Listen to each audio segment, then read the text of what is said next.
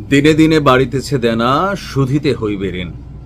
ভাবা যায় যে 85 বছর বয়সে এসে ডক্টর মোহাম্মদ ইউনূসের সরকার এরকম একটা অসহায় অবস্থায় পড়বে, বা এত বছর বয়সে এসে ডক্টর মোহাম্মদ ইউনূসকে আসলে সবাইকে ধমকায়া টমকায়া বা ধরেন শাসন কইরা একটা জায়গায় এনে একত্রিত করতে পারবেন।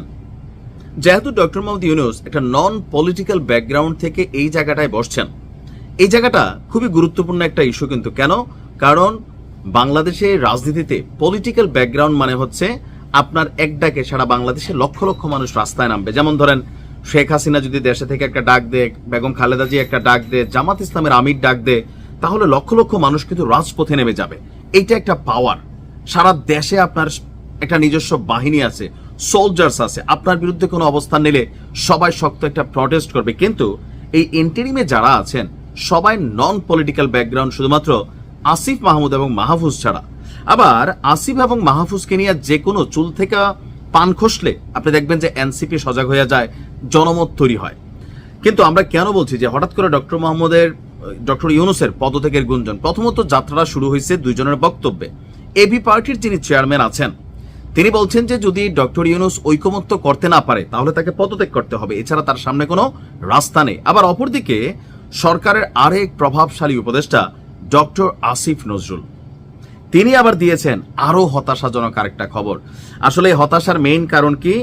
যত দিন যাচ্ছে, নির্বাচন আসছে, নতুন নতুন দাবি, নতুন নতুন ইস্যুতে রাজনৈতিক দলগুলো একে অন্যের সাথে বিবাদে জড়িয়ে গেছে। ইভেন এখন আপনি বাংলাদেশে যদি গুপসি কোনো খেলা না চলে তাহলে আপনি কোনো দলের সাথে কোনো দলের কিন্তু মিল নাই। গুপসি খেলা এই কারণে বললাম যে কে কার গুপসি পার্টি, এটা আসলে এই মুহূর্তে বুঝতে একটু কষ্টকর হচ্ছে।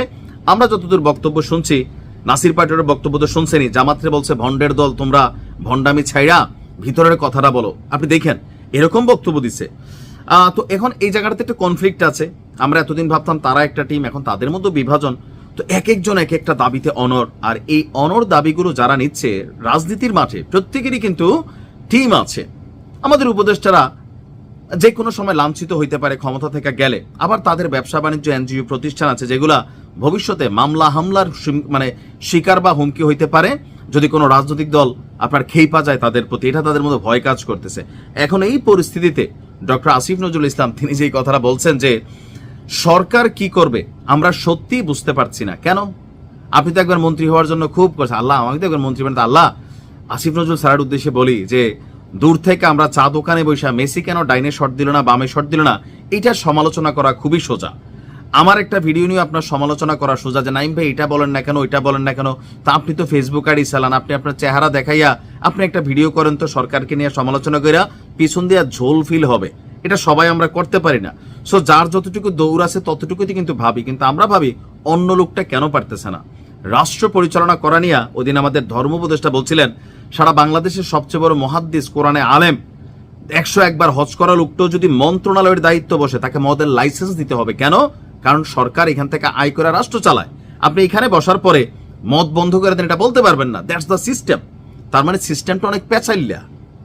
এখন সরকারের এই কথাটা কেন? ডক্টর মোহাম্মদ ইউনূসের পদত্যাগের গুঞ্জন বা সরকারের হাল ছাড়া মনোভাবের একটা মূল কারণ হচ্ছে এতদিন যাবতীয় যে জাতীয় ঐকমত্য কমিশন বৈশা বৈশা বেতন টেতন নিল, মিটিং হলো, চা বিস্কুট সিঙ্গারা স্যান্ডউইচ খাওয়া হলো, কিন্তু কাজের কাজ যেটা রাজনৈতিক দলগুলোর মধ্যে ঐক্য তৈরি করা, সেইটা যত দিন যাচ্ছে মনে হচ্ছে ঐক্য আরো নষ্ট হচ্ছে।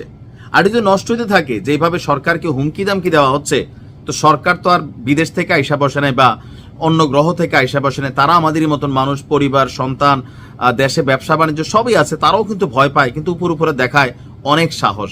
তো আজকে আসিফ নজরুলের কথায়, আমাদের অন্যান্য উপদেষ্টাদের কথায় হতাশার সুর চলে আসছে। আর ফাইনালি যদি পরিস্থিতি কোনো রকমই মিলমিশ না হয়, ডক্টর মোহাম্মদ ইউনূস কোন রকম একটা যেনতেন নির্বাচন দিয়ে সটকে পড়বেন অথবা তিনি পদত্যাগ করবেন। এটাই আসলে সামনের দিকে আমরা বুঝতে পারতেছি। এখন আমার মনে হয় না যে নির্বাচনের আগে দলগুলো ঐকমত্যতে একমত হবে। নানান ইস্যু, নানান জনের। দেখা যাক কি হয়। ভালো থাকুন।